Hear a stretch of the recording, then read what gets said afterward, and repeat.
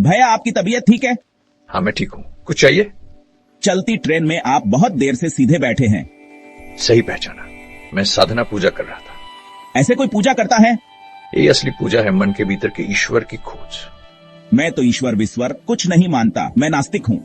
ईश्वर क्या इंसान है? आप माने या न माने, उससे ईश्वर को फर्क नहीं पड़ता। क्या आपने कभी अपने मन के भीतर झांकने की कोशिश की? नहीं, मन तो जैव शरीर की कुछ रासायनिक प्रतिक्रियाएं हैं, इसमें झांकने जैसा क्या? नहीं, मन के प्रभाव से इस जैव शरीर में प्रतिक्रियाएं होती हैं, जिनके आधार पर शरीर चलता है। क्योंकि शरीर का आधार मन है, इसलिए मन हमें दिखाई नहीं देता।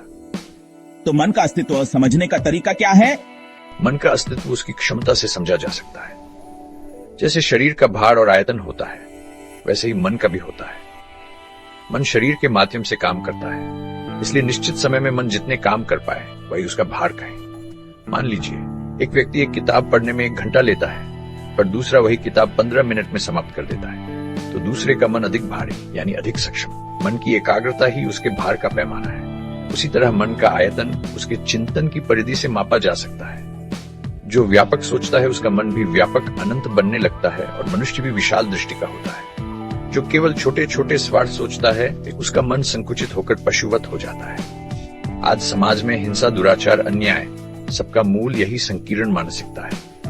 आनंद मार्ग की राजाधिराज योग साधना के द्वारा इसी संकीर्णता से व्यापक मानसिकता की ओर बढ़ने का अभ्यास कराया जाता है। अच्छा, इसलिए आप अभी वही कर रहे थे, लेकिन आपने कहा कि आप ईश्वर की पूजा कर रहे थे।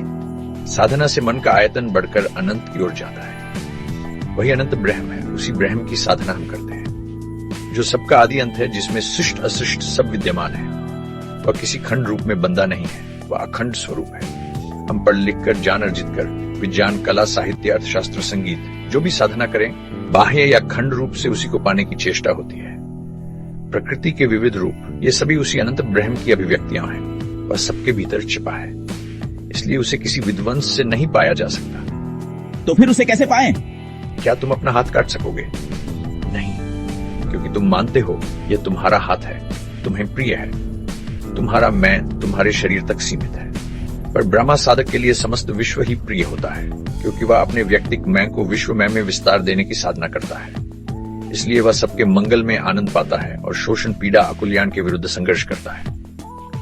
वही सच्चा नेता जो सबके हित में काम करे। इसीलिए कहा जा सकता है, आनंद मार्ग की साधना ही सामान्य मनुष्य को देवत्व की ओर रूपांतरित करने में समर्थ है। भैया, आप धन्य हैं। आपके अमूल्य मार्गदर्शन से मैं भी भावुक हो गया। धन्यवाद।